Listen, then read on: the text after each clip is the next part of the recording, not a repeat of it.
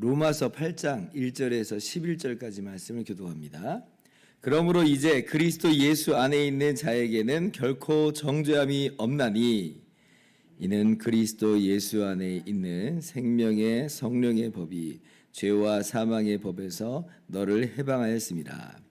율법이 육신으로 말미암아 연약하여 할 수 없는 그것을 하나님은 하시나니 곧 죄로 말미암아 자기 아들을 죄 있는 육신의 모양으로 보내어 육신의 죄를 정하사 육신을 따르지 않고 그 영을 따라 행하는 우리에게 율법의 요구가 이루어지게 하려 하심이니라.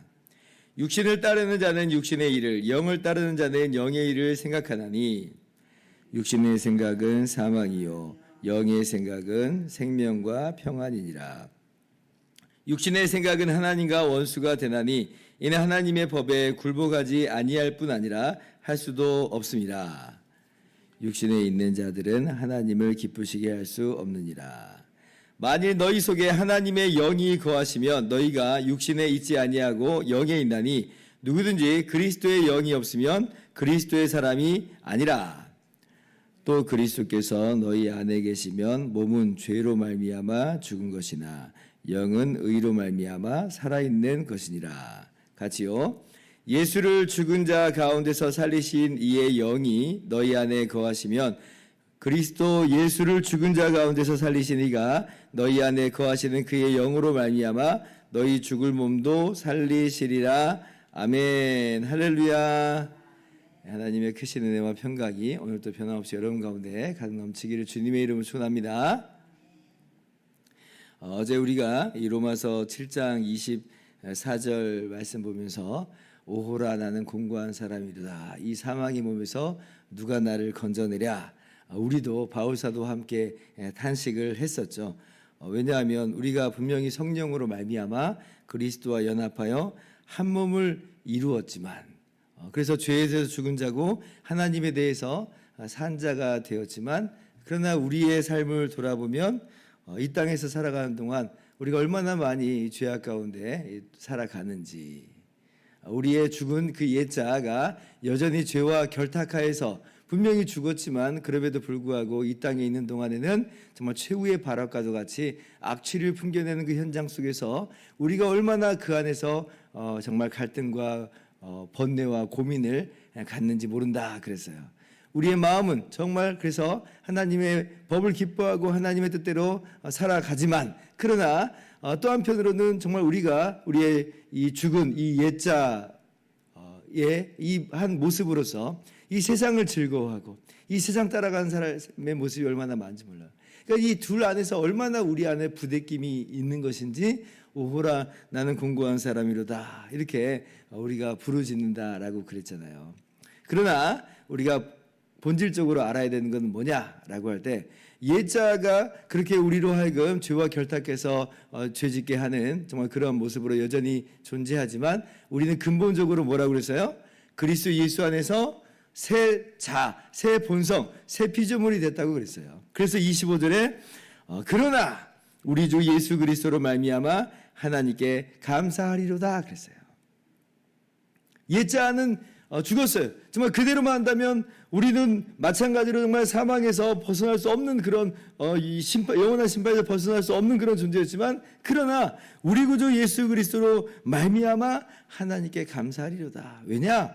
예수님께서 모든 문제를 다 해결하셨고 모든 죄의 문제를 다 해결하셨고 그렇게 주님 안에서 우리를 새로운 피조물로 삼아 주셨으니 하나님의 그 은혜 정말 우리가 행한 것 없는데도 불구하고 우리가 행한 것 한 개도 없는데도 불구하고 행하신 바 우리 주님의 은혜를 우리가 알고 기억하고 그래서 하나님께 감사한다라고 그랬죠. 오늘 바로 그 이야기를 결론적으로 이 8장 1절에는 이렇게 말씀하고 있습니다. 그러므로 이제 그리스도 예수 안에 있는 자에게는 결코 정죄함이 없나니 그리스도 예수 안에서 성령으로 말미암아 우리가 주님께 접붙여져서 새로운 본성을 가진 새 피조물로서 새 생명을 우리가 얻게 됐다고 그랬어요. 바로 그 그리스도 예수 안에 있는 자, 바로 그 그리스도 예수 안에 있는 자에게는 결코 정죄함이 없다. 이전까지는 우리가 죄를 졌고 그러므로 말미암아 죄인으로 그렇게 판결이 되고 그렇게 해서 우리가 영원한 하나님의 심판을 받는 존재가 되었지만, 그러나 이제 우리에게 죄인된 판결은 없는 거예요. 정죄함이 없어요. 그러니 심판이 없어요. 정죄함이 없다. 얼마나 기가 막힌 말씀인지 몰라요. 우리의 목마름이랄까요? 정말 우리 안에 정말 타들어가는 우리의 심령이 오늘 이 말씀을 들으면서 아주 그냥 생수의 이 한 바가지를 그냥 들이킨 것 같은, 정말 시원한 냉수한 한 사발을 마신 것 같은 이 은혜와 감사와 감동이 이 안에 있죠. 얼마나 감사한지 몰라요. 이는 그리스도 예수 안에 있는 생명의 성령의 법이 죄와 사망의 법에서 너를 해방하였습니다. 2절. 왜 정죄함이 없다는 거냐? 이는 그리스도 예수 안에 있는 생명의 성령의 법이,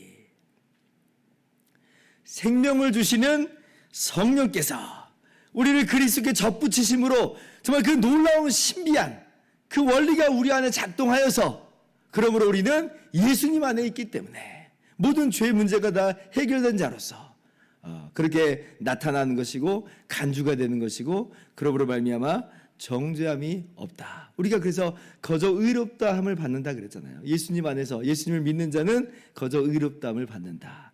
주님과 하나 된 것으로 말미암아 이 연합으로 인하여서 예수님의 의가 나의 의가 된 거예요. 나의 의로 간주가 돼요. 왜냐, 하나니까. 나의 죄는 예수님이 다 가져가셨어요. 다 짊어지셨어요. 하나니까.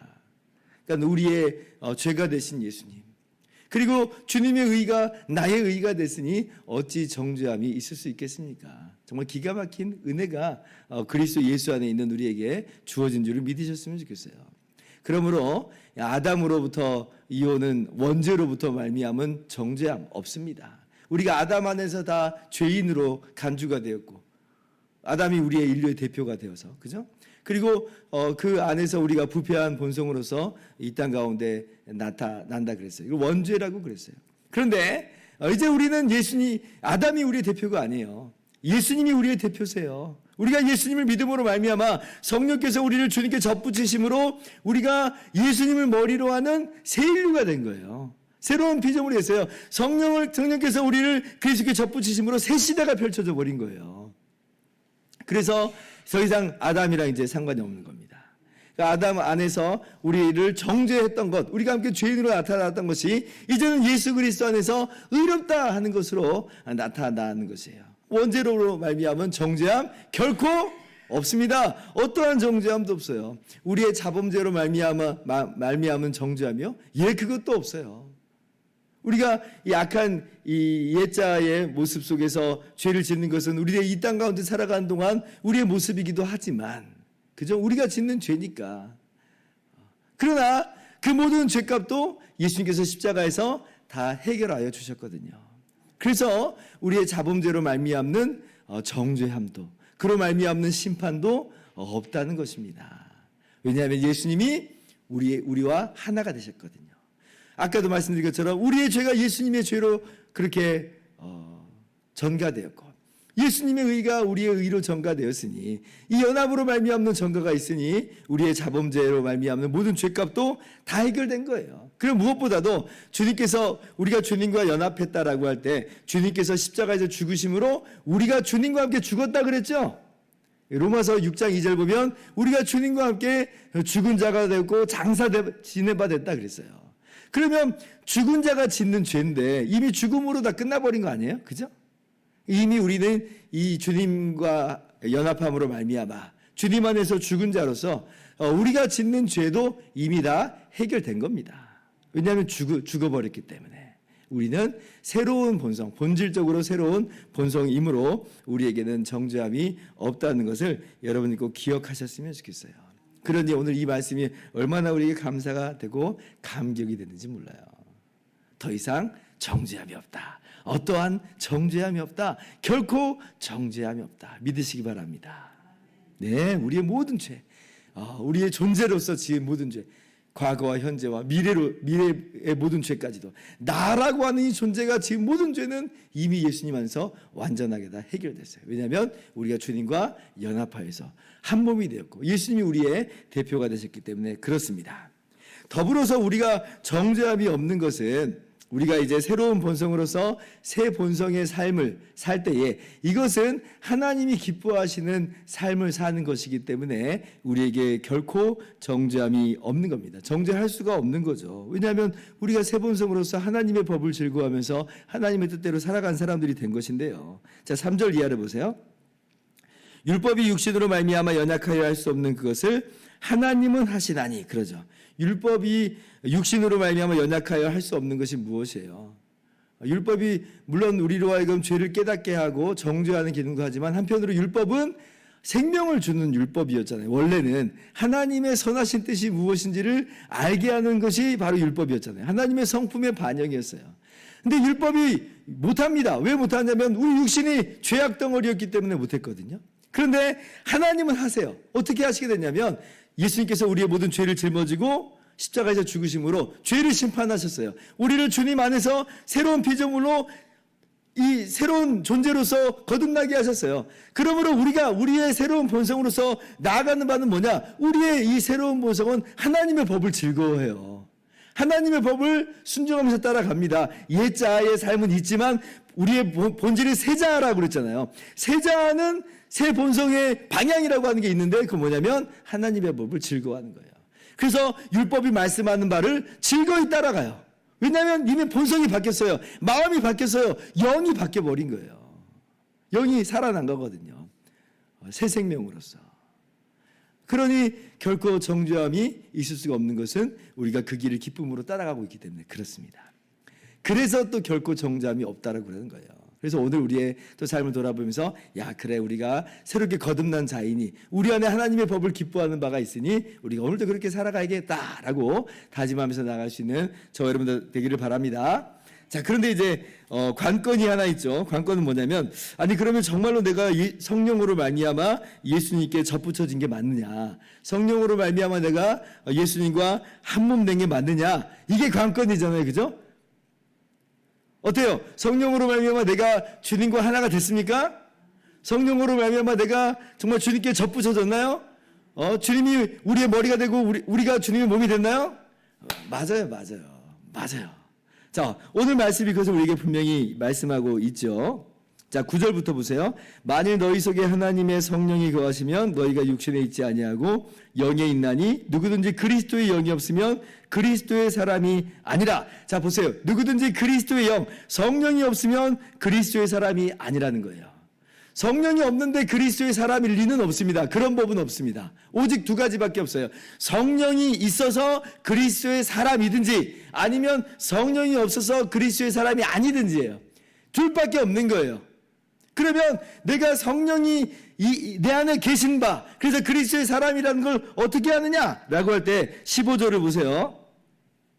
너희는 다시 무서워하는 종의 영을 받지 아니하고 양자의 영을 받았으므로 우리가 아빠 아버지라고 부르짖느니라. 그죠? 성령이 친히 우리의 영과 더불어 우리가 하나님의 자녀인 것을 증언하시나니. 그래요. 우리가 하나님을 아빠 아버지라고 부르는 것은 뭐라고 하는 거냐면 그건 새 피조물의 증거예요. 새 피조물만 하나님을 아빠라고 불러요. 그리스도 예수 안에서.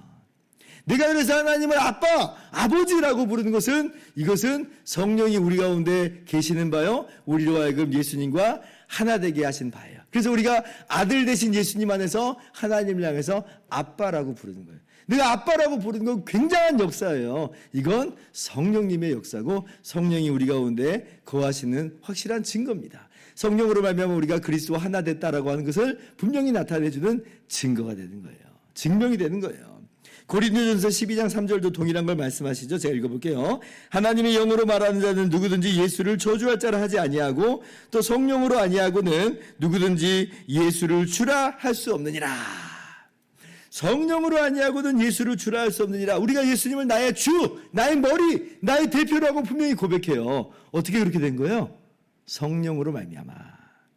그래서 우리가 예수님을 나의 주인이시다라고 말한 그것은 성령으로 말미암아 우리가 주님의 몸이 됐다는 거예요. 그 증명입니다. 그러니까 성령이 우리 가운데 분명히 거하신 것이 맞고 우리가 주님과 연합한 것이 맞아요. 그래서 주님의 죽으심과 합하여서 우리가 십자가에 옛자가 죽었고, 그리고 주님의 부활과 함께 우리가 새로운 본성을 가진 새 피조물로 거듭나게 된 것입니다.